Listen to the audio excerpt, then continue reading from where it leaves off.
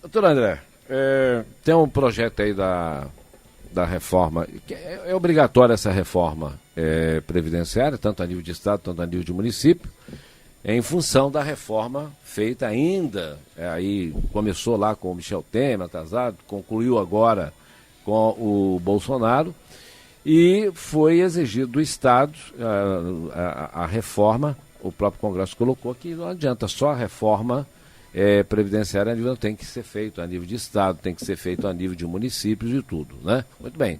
Então cada um está se virando da maneira que se pode, como pode, e aqui o Bar foi feito aí, mandado o projeto para a reforma da Previdência e foi pedido vista sobre ele. Onde está as falhas desse projeto, doutor? César, primeiro, assim, é igual você já pontuou aqui, né? É sempre bom a gente lembrar que isso que está acontecendo hoje é reflexo de uma política federal, que foi aquela reforma guiada pelo Paulo Guedes, que é de extrema crueldade com os trabalhadores. E aí vem esse efeito cascata. Chega aqui nos servidores municipais.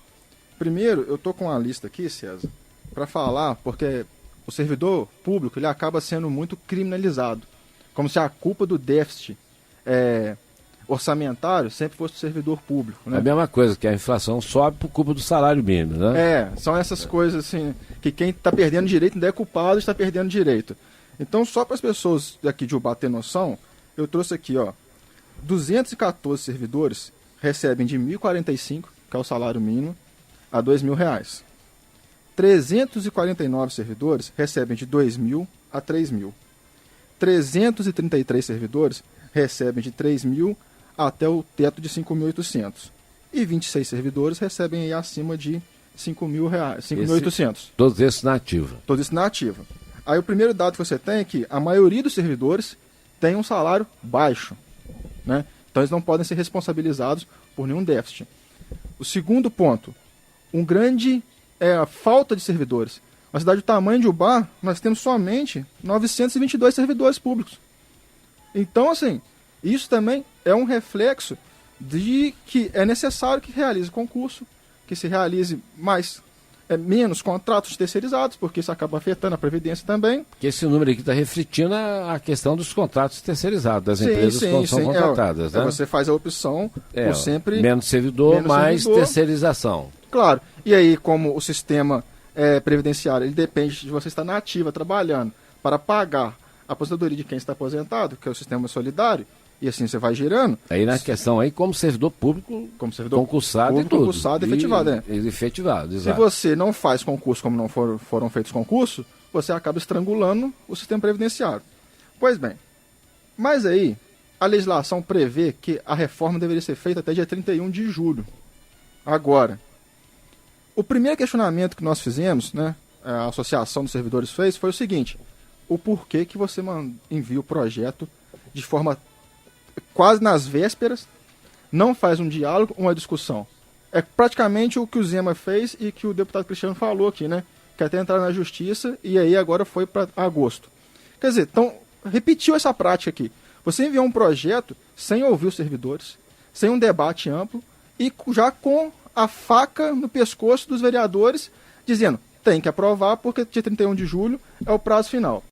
Quer dizer, ontem foi a justificativa de que o Executivo Municipal estaria aguardando um posicionamento do governo estadual e como esse posicionamento não veio, por isso enviou de forma tão às vésperas, né, do prazo. Tempestiva. Então assim, eu acredito que isso não seja um argumento, pode justificar, mas não dá razão, né? A gente tem aqui um Executivo eleito que tem que cuidar dos problemas de Ubá. A gente não pode transferir isso para o governo estadual. Pois bem, enviado esse projeto, e aí a gente tem que falar que quando tem que criticar, e quando tem que elogiar, tem que elogiar. O vereador Antero teve lá a coragem de pedir vista, porque não tinha ocorrido nenhum debate sobre esse projeto ainda. Depois da vista do vereador Antero, nós começamos a realizar reuniões com os vereadores. Nessa primeira reunião, surgiu o primeiro ponto, como que se fosse obrigatório você pegar a alíquota hoje, que é 11%, e jogar para 14%. Que não poderia fazer de forma progressiva, porque a lei não permitia. Nesse ponto, assim, eu acho que eu e o Bruno a gente tem um pouquinho de conhecimento de hermenêutica constitucional, nós demonstramos que isso não era verdade. Você pode sim fazer o escalonamento, né, colocar de forma progressiva, quem ganha mais contribui mais, sem ter que taxar os aposentados. Nenhum momento a associação se posicionou favorável a taxar os aposentados. Deixa isso bem claro. É possível fazer o escalonamento, né, a forma progressiva, sem que isso seja obrigatoriamente ter que taxar os aposentados. Peraí, só para me entender aqui. Esse taxar os aposentados significa o quê? É a contribuição, aumentar essa contribuição? É porque os aposentados... Porque o aposentado já paga, ele continua pagando contribuição. Não, do município não. No regime do município não. Do regime estatutário? Ele só contribui com o quê? Com o que excede o teto do INSS. Vamos supor. Exato. O teto do INSS é 5.800. Vamos arredondar, né? Para ficar fácil. 6 mil. 6 mil. Aí tem um aposentado que aposentou com R$8.000. Ele vai contribuir, ele contribui hoje com 11% dessa diferença, de 6 para 8. Então ele contribui com 11% em cima de R$2.000, que é essa diferença. Exato. Isso já está previsto, vai continuar aquele que é assim. aposentado com o salário um pouco acima do salário mínimo, de qualquer maneira, ele já está taxado ali, né? Não é o salário mínimo, não. É o teto do... Eu sei. Então, porque se o cara aposentou com R$3.000, ele não contribui, né? Agora, se ele aposentou com R$8.000, ele vai contribuir não em cima dos 8, mas em cima dos 6 para 8. Eu acho que são 5.600, não subiram isso não. Acho que é 5.000, acho que é esse teto aqui, 5.800. 5.800, era 5.600, depois a gente chegar lá, 5.800. Mas a gente arredondou para entender melhor os números, né? Melhor os números. Exatamente. Então, a associação, ela quer que continue assim, sem ter que cobrar. Sem mexer nessa fórmula aí. Isso. Então, até que, enfim, né, na reunião de ontem, foi reconhecido que é possível, que a legislação prevê que você pode fazer essa taxação de forma progressiva sem ter que cobrar dos aposentados, ou alterar essa forma de cobrança que já existe. Essa legislação antiviolência é o seguinte, ela permite você movimentá-la, ela não é impositiva, né? Não é impositiva, não. Porque tem o termo poderá. Exato. E aí a gente parte do pressuposto, lógico. Por isso, poderá, deverá, né? Você pode fazer ou não fazer. Exatamente, Não é que o poderá você é obrigado a fazer. Então, Exato. Esse foi o primeiro impasse que nós conseguimos resolver. Que até então, estava dizendo que era obrigatório. Nós conseguimos, então, deixar claro lá que não era obrigatório. Aí vem a segunda situação, que é o quê? Se não fizer até dia 31 desse mês agora, quais são as consequências práticas para o município? Aí foi dito, foi dito em algumas rádios tal, que o município iria parar de receber verbas. Não é verdade também. Porque o processo está em julgamento. Se ele não estivesse mexendo em nada, não estivesse movimentando nada, é igual a questão do saneamento básico, né? Cidade a partir de 50 mil. Agora mudou, porque tem um novo marco regulatório aí, mas cidades a partir de 50 mil habitantes não estivesse fazendo nada, Cataguá chegou a ser punida. Não, o BAC, quando fez a lei municipal de saneamento básico, então ela se enquadrou, não teve punição, né? Então, na verdade, é se você tiver parado, sem mexer, né?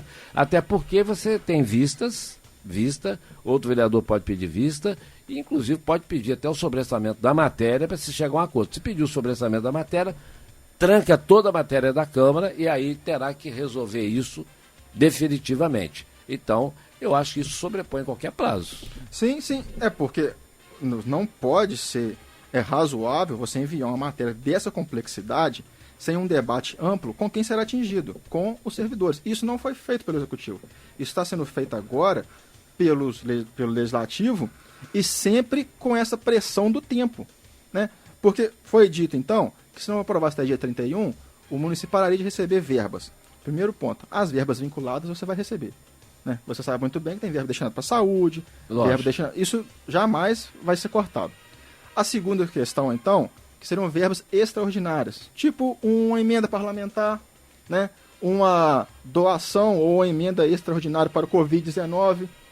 Pois bem, é preocupante? É preocupante. Então vamos verificar a situação.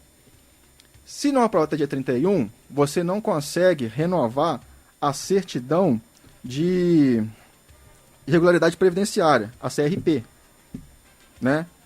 Se você não tiver aprovado a lei. Só que a CRP, nossa, ela vence só em 9 de novembro. Então você pode, então, sobrestar o feito, né, sobrestar a tramitação do processo para fazer um debate, para fazer um estudo, e que isso não vai acarretar a perda da certidão. Exatamente. Porque ela só vai ser renovada lá em novembro. Então, a outra coisa que foi necessária a gente acabar também de desmistificar é que o prazo de 31, se não aprovar, o município praticamente para, porque foi feito esse terrorismo, né? Então, hoje também, os vereadores têm total ciência, ainda mais depois da reunião de ontem, que se não for aprovado até dia 31 de julho, não há de imediato nenhuma consequência orçamentária para o município. O projeto está em discussão. Está em discussão. E tem um prazo até novembro. Agora, o porquê que a gente está fazendo isso, César? Porque o tempo todo foi dito que, as palavras que foi dito, a gente pergunta, mas o porquê que você aumentou de 11 para 14? Não haveria uma forma de ser progressivo, um escalonamento? E é sempre assim, foi o mais simples, é o mais fácil, foi a forma mais simples de fazer. Quer dizer, nem sempre o mais simples é o mais justo. Né? Nem sempre o caminho mais fácil é o caminho mais justo. E o que a gente pretende com esse debate é que se encontre uma forma justa de ser feita essa reforma. A reforma é necessária? Ninguém está discutindo isso. Em nenhum momento a associação está lá batendo o pé que não quer que aumente a alíquota. Mas a gente quer, é necessário, num processo democrático, você ouvir as pessoas. E chegar não na solução mais simples, e sim na solução mais justa. É isso que a gente procura. A gente não está procurando a simplicidade, e sim a justiça. Se é para aumentar a alíquota, já que vem uma determinação de cima para baixo, vamos aumentar. Agora, se tem 150 cidades que simplesmente passaram a borracha lá, apagaram 11, colocaram 14, o BAR não precisa seguir esse caminho. O BAR pode sim ser pioneiro e mostrar o quê? Que com um debate, com um diálogo e com um estudo, você pode fazer da forma mais justa e não da forma mais simples. E aí, inclusive, nesse projeto, já vai ter um aditivo agora, na segunda-feira. Por quê? Porque o projeto, feito a toque de caixa, ele veio de forma errada. Porque era também necessário aumentar a alíquota do município, que é 13,39. Ela deveria passar para 14. E não foi feito. Entendeu? Então, quer dizer, olha só, o debate é tão importante que conseguimos identificar, inclusive, um erro oriundo do próprio executivo que deverá ser corrigido. Então você mostra o quê?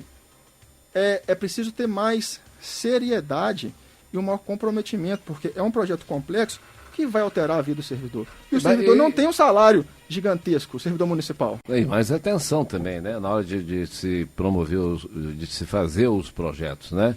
A eficiência de se fazer. Eu coloco sempre o quê? Você tem que debater, tem que dialogar e tem sempre que aprofundar os estudos. As doutrinas nos mostram isso, né? Sim. Então, as jurisprudências que a gente sempre cita nos mostram que pode abrir os espaços, né? Então, ou seja, quem é o responsável, quem são os responsáveis pela idealização dos projetos, e pelo que eu estou vendo, como hoje é 18, ainda tem tempo de fazer isso tudo, aprovar em tempo até o dia 31 de julho. A grande questão, a nossa maior dificuldade é o seguinte: a UBAPREV, ela apresentou um estudo que não há um déficit, porque para você chegar ao déficit autorial, você faz um estudo para daqui a 75 anos. Resumindo, é como a gente tentar prever se daqui a 75 anos a Previdência ainda vai estar em condições de pagar os aposentados. Exato. Isso é uma ciência, isso aí é muito difícil fazer. Você precisa de muitas informações. E nós não temos tempo hábil até agora para fazer esse estudo. Seguinte: foi feito um estudo que há o déficit. Mas, por exemplo, esse 0,61 que era para estar já incluído no estudo, não foi, porque o projeto veio de forma errada. Então a gente precisa saber o impacto financeiro desse aumento de 0,61%.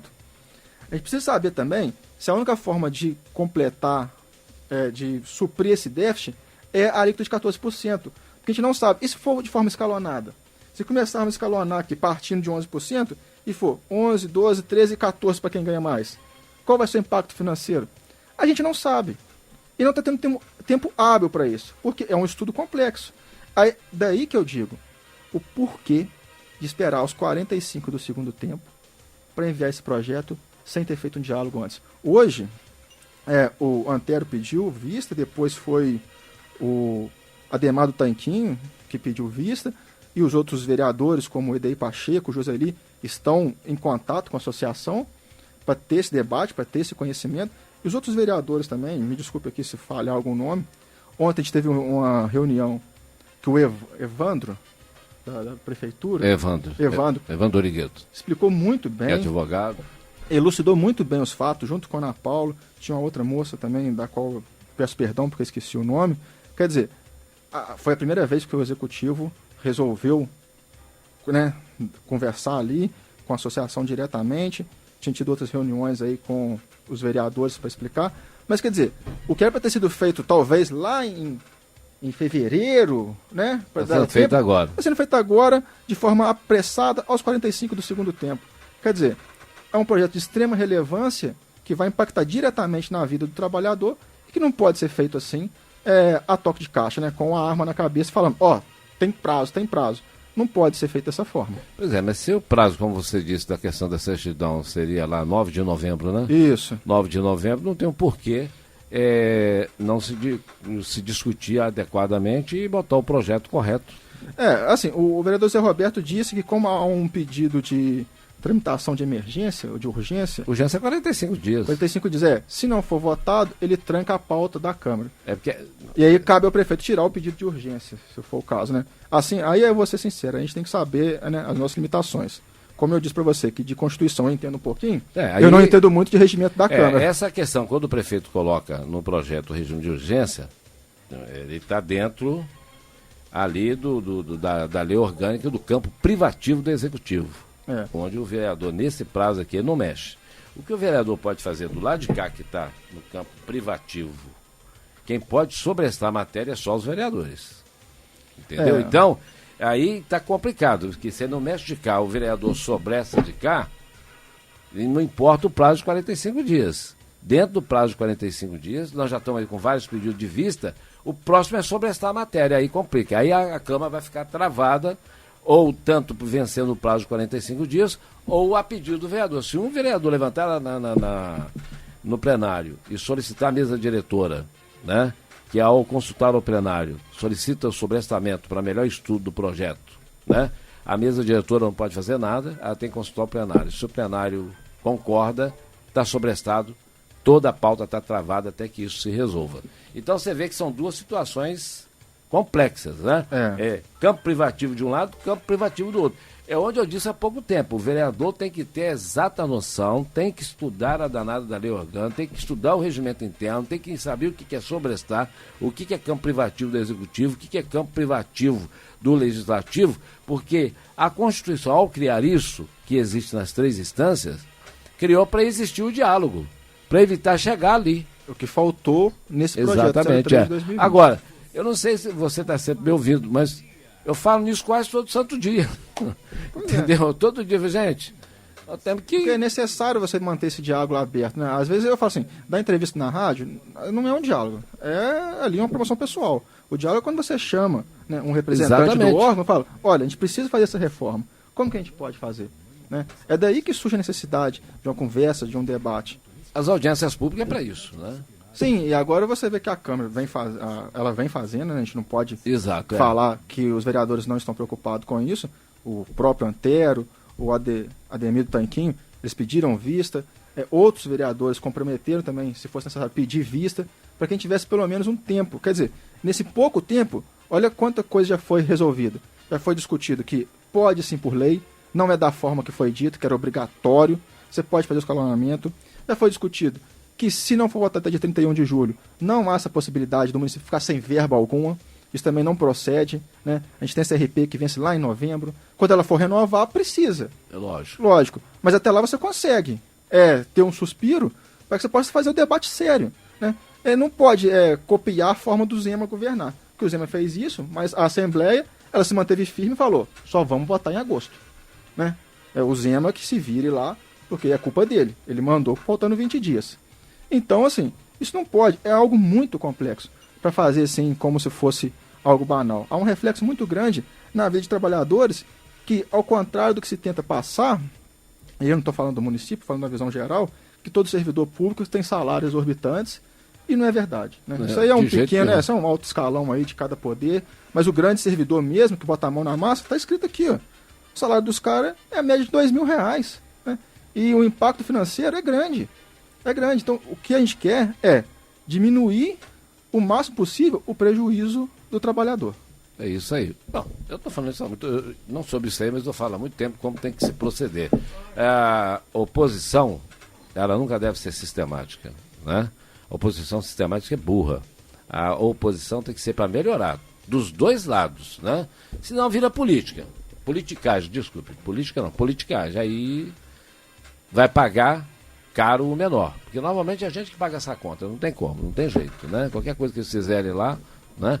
Quando eles levam o Fernandinho Beiramar para São Paulo para depor de Liegete da Polícia Federal, nós que estamos pagando, né? Isso é um absurdo, eu vou te contar, hein? Deixa para lá. Bom, final do programa. Bom dia, André. Obrigado pela participação. Bom dia ao Zé Carlos que está aqui com a gente. E espero que essa situação se resolva o mais rápido possível, mas com sabedoria, né? E não criando prejuízo nem para a prefeitura, nem para a parte previdenciária e muito menos para o servidor. Que todo mundo aí faça a coisa que tem que ser feita com coerência, com responsabilidade e que no futuro eles não venham ter a consciência pesada por ter errado numa coisa que podia ter acertado. César, eu agradeço aqui o espaço mais uma vez.